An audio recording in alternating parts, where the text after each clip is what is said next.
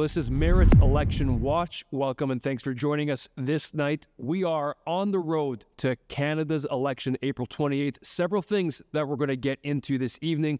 We want to bring you the latest of what's happening with each party as we move toward the election. Number one, we're going to be chatting about tariffs. Canada-U.S. relations. This is top of mind for Canadians and also both parties. We're going to dive into the nitty-gritty of what's going on there. As well, the polls, what's happening with the Liberals and the Conservatives, who's surging, who's not. Can we trust the polls? What do they look like? I want to tackle that because there's been a lot of back and forth about the polls in Canada. Also, I think it's important for us to touch on the topic of what is this election about?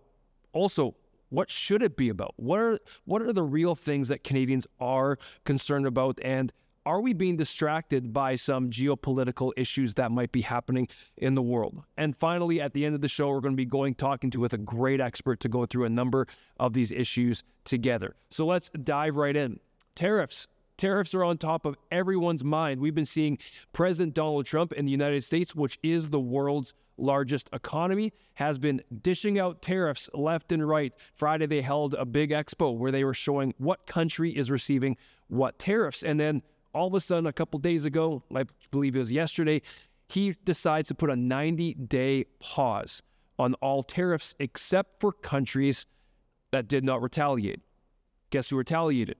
Us as Canada. Our current government has been retaliating with reciprocal tariffs. So it's on all of our minds. What is the best approach in terms of connecting and building a relationship with the U.S.? Are we wanting to continue with the idea of Canada first? We're going to fight and go head to head with the world's largest economy, tariff for tariff? Or should we be coming to the table and actually negotiating and figuring out what does that relationship look like? Right now, all parties, the Conservatives, the NDP, the Liberals, they unilaterally, with exception for the PPC, they are unilaterally saying we need to fight and we need to basically stand up against the tariffs in the U.S., reciprocal tariffs. Some people think that's a great thing to do. It unifies Canada. Some people think it's not wise. My personal opinion is that I do not think at this point, with the economic instability that we have as Canadians, we should be going against the U.S. head-to-head like that. We actually should be setting ourselves up for what we can do as Canadians to make Canada strong.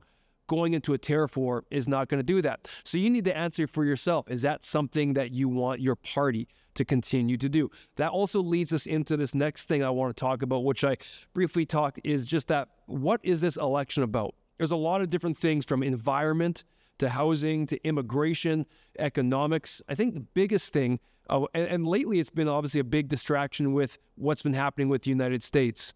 But I think as Canadians, we all have to get our attention back to what do we want Canada to become? What do we have the ability to do as Canadians? And I can to show for a fact, if you look at different stats in Canada on the last 10 years, we have dropped on nearly every metric that measures wealth, that measures opportunity, that measures jobs, that measures creation of businesses. We have been dropping because of bad policy. This election really needs to be about economics. What does that mean? The ability for Canada to create wealth. How much can your pocketbook generate? What can you purchase? Us as Canadians, we want to build a wealthy country so that we can thrive and our future generations can thrive. Bringing this back to the election, it comes down to policy. What are the Conservatives offering? What are the Liberals offering in terms of making our country move up the ranks of creating wealth? We have been in a free fall, especially in the G7, especially in the G20. We have dropped to the lowest of per capita GDP of the top 35 OECD countries. We're falling behind some Eastern European countries in growth. That is not good for Canadians. So is Pierre Poilievre offering great policies? He is taking a Canada first approach in the sense of trying to get our energy out, trying to utilize things like that, get interprovincial trade.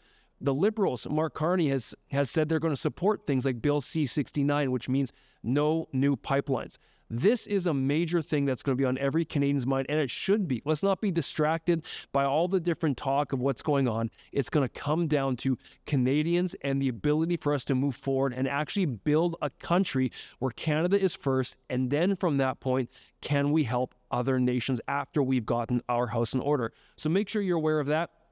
Lastly, I want to touch on the polls because polls have been bouncing around. You've noticed that the Liberals were not doing too good under the leadership of Justin Trudeau. He departed from the scene and Mark Carney came on, and they had a great bounce in the polls to the point where they're leading. Right now, they're about a 3 or 4 point lead over the Conservatives. But the Conservatives have an amazing ground game. They've been seeing thousands and thousands of people show up at their rallies in Brampton to Edmonton to all over. So are the polls accurate? Are they showing what's really being found on the ground? It's going to be interesting to see how this evolves, so stick with us. And after this break, we're going to be back with David Leis, who is the president of the Frontier Center of Public Policy, and we're going to be diving deep into several of these issues to help you understand what is at stake here in our country.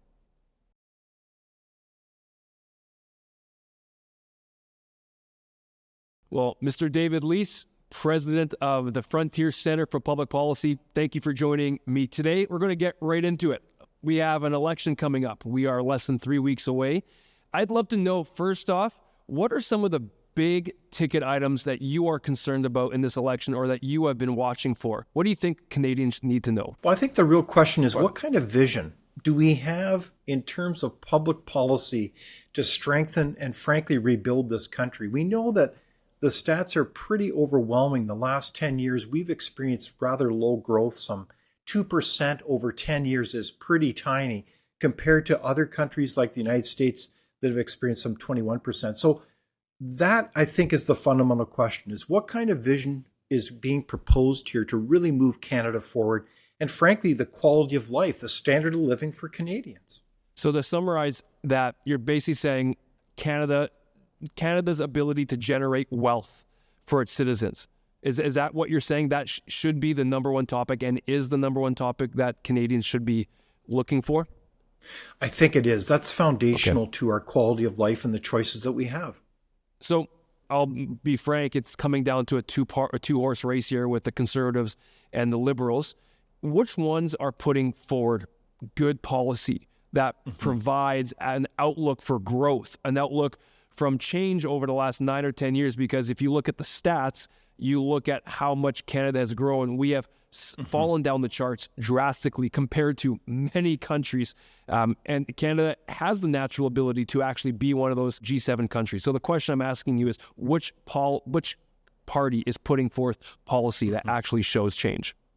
Well, during this election, I think that's the question that every Canadian is going to have to ask, is what do they believe are the policies that really move Canada forward? And I think that what's interesting is that with the change of leadership of the Liberal Party with Prime Minister Mark Carney, that's the question. Is it really a change of policy course, or is it going to be like the last 10 years of a Trudeau government in terms of those policies? I think the NDP are clearly advocating, I think traditionally, NDP policies, more government to create a better Canada in their view. And with the Conservatives, they're advocating, I think, a number of policies that try to open up the economy. I mean, I think a question that I would have for every Canadian is, why is it that we don't have free trade in this country? I mean, it's obvious that people are concerned about the impact as the Trump administration tries to rebuild its trading relationships with all nations in the world, including Canada. But we need to do the basics well in our own country to get our own act together so we can actually be a more prosperous country. So from my understanding, we're still waiting for a Liberal platform, policy platform to come out. I don't believe they've actually dropped one yet. Mark Carney has alluded to certain things that he said during speeches and rallies. Is that unusual to not have a platform out this quick before an election? I think it is unusual, and I think voters need to ask every party, what are their policies? And if a party doesn't come forward with those policies, I think that should raise, frankly, questions. In this case, we do know some parts of policies on that side, and that relates to energy.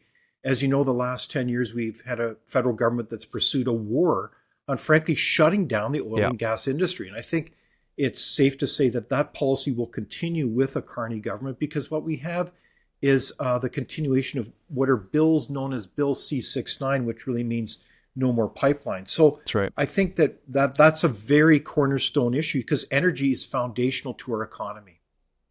Well, what you're really hitting on is the idea of cost of living for Canadians versus climate policy, because they seem to go head to head against each other. It's hard to have both. I think we've learned over the last while, for Canada being or resources being very rich in Canada, we have the ability to create wealth, but we've also got very big climate policies that seems to be restricting that. So how do we balance climate and economics, or the ability for Canada to generate wealth? Can they actually coexist, do you think? I think you can actually make the powerful argument that to develop more Canadian oil and gas is better for the environment in our world. The world is demanding more and more energy. The demand for oil and gas has never been higher in the world, as all kinds of countries come cap in hand to Canada asking for energy deals. We should be at the table providing it, because we know our industry performs well in terms of generating that important energy in an environmentally responsible way. So why aren't we not at the table? That's the question. So with Mark Carney stating they are not going to pull back Bill C-69, that seems to be against what you just mentioned for the argument of actually doing more for our oil and gas industry. Is that correct? Yeah, I think that's right. And quite frankly, I think that the whole idea that Canada needs to diversify its energy is a bit of a straw man. It's a false argument in the sense that Canada already has a diversified energy industry. We have nuclear, we have hydroelectric, we also have oil and gas. We need to pursue all of them, and even solar and wind is appropriate. But the challenges with those so-called green energy sources is they're all built based on oil and gas, and we know they're intermittent. They're not reliable. So we have to think strategically as a nation about how we're going to pursue our energy industry, including oil and gas, in a big way, or are we going to continue to undermine it with those kinds of policies that we've seen the last 10 years? What is Pierre Poilievre's and the Conservatives' viewpoint in regards to oil and gas? Are they wanting to open it up and have trade across Canada? Are they wanting to export and build more? How do they differ from the Liberal stance with keeping Bill C-69? Well, I think you've seen a number of announcements to try to open the roadblocks, to get rid of the regulatory roadblock where you frankly can't build pipelines in this country, and to also open up what are called utility corridors, wide swaths of land that would be done in concert with many people, including First Nations, to be able to not only just move oil and gas to Tidewater so we can get world market prices, but everything else, whether it's grains, electricity, everything. Yeah. This country, for whatever reason, has had many roadblocks to be able to get economic prosperity moving. So that's kind of that way of thinking from the Conservative platform. I want to move to the polls briefly. We have seen the Liberals had a tremendous dead cat bounce from Mark Carney jumping on, and they have turned the tide with Mark Carney becoming the leader of the Liberal Party, which was very surprising, I think, for a lot of people. The Conservatives in the last several days, it seems like, are making up some ground with the polls. They've got a great movement happening with all of the rallies that the Conservatives are holding. Pierre Poilievre, people seem to be very excited about that. What have you noticed in the polls, and is that something that we can rely upon in terms of being accurately reflecting Canadians, or is this something that's happening like what we've seen in the States, where the polls have been pushing for example, Kamala Harris, and saying she's going to win, and then all of a sudden Donald Trump comes through with a sweeping victory?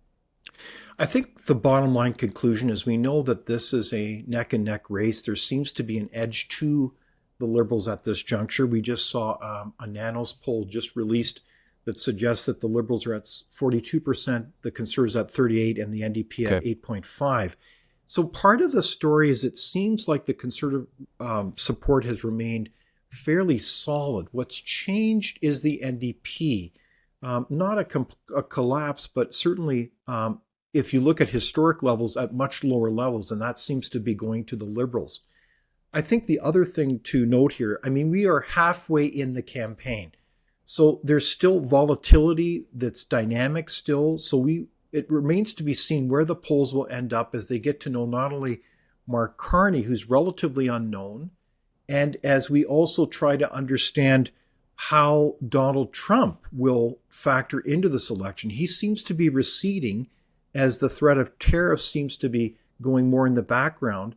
that will probably open up more space for Canadians to realize, well, what's the state of Canada and what do we need to move it forward again? So I think it's a very Okay. dynamic set of polls yet. Hey, we just have about a minute left. I want to move to the idea of this national question of national unity, but also we have regional frustration within Canada. We're seeing a growing sentiment, especially in Alberta, about independence. Albertans are open to the idea of being a part of the United States. Nationalism, if you can call it that, for Quebec is gaining steam again. When it comes to these issues of national unity and being such a diverse country that we are, what are we seeing in terms of from the Conservatives and the Liberals that are trying to bring national unity, or are there things that they are engaging in that is actually heightening that fact? Do you have any thoughts on that?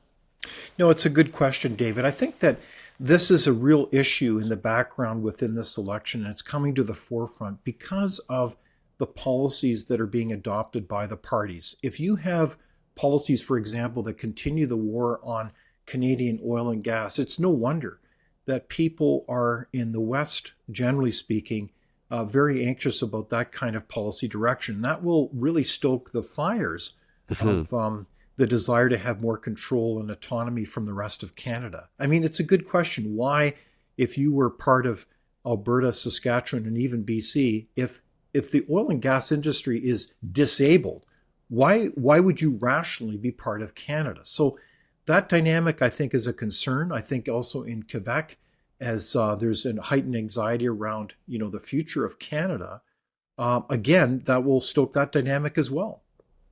Well, thanks, David. Always appreciate your opinions and your thoughts. You're going to be joining us, I know, on the road to the election on April 28th. So thank you for joining us today.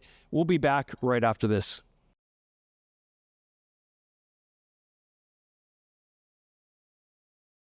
Well, welcome back. As you can see, there is a lot of things that we have to consider, that we as Canadians need to be informed about in order to be citizens, in my opinion, worthy of the title of citizen. It involves us understanding the issues, but willing to act upon that by voting and by speaking. And we're going to continue to bring to you as much as we can to help you walk that through. But several key things that we are chatting about, the idea of free trade. This is a huge piece to Canada and its ability to move forward and to grow. We have serious issues with interprovincial trade. We have a lot of red tape and bureaucracy that is stopping what seems to be simple ideas from energy that is developed within Canada. We can't even get it from the west part of our country into the eastern part of our country. We are dependent on the United States to bring up our energy into the eastern part of Canada. Why are we still having this issue? Why have we not solved interprovincial trade? Why have we not had focus on development where people actually want to invest in Canada? We have had negative investment in Canada over the last several years, meaning money is not coming into Canada to invest in businesses and ideas. It is actually leaving Canada and going elsewhere. That does not help us provide jobs, build up our economy, build up areas for manufacturing or advancements in technology. Canada has got so much brilliance and we have developed so many things in Canada, but it ends up being lost to other countries because of too much red tape, too much bureaucracy. And that's something that David touched on, David Leis and myself, we touched on, because this is a vital issue. If you want to see Canada become wealthier, if you want to see more money and finance flowing into Canada, wealth generation, so that guess what? You can live better lives, so that you can send your children to schools that you want to go to, so that when you travel or when you have things to do, we can provide better healthcare, better education. That's what happens when, as a country prospers, and we need to be able to move that direction. That was a huge thing. We also talked about the idea of Canadian energy, but also how is that coming head-to-head with ESG, environmental social governance, which seems to combat what is essentially climate action. Can these things go hand in hand? You have a Liberal Party who wants to support Bill C-69, which means no new pipelines. At the same time, they are very climate driven and being environmentally friendly. We're all for that. But the question you have to ask yourself is, at what cost? Are we willing to sacrifice all these different metrics that is making Canada not a great place to live in as it used to be? I believe in Canada.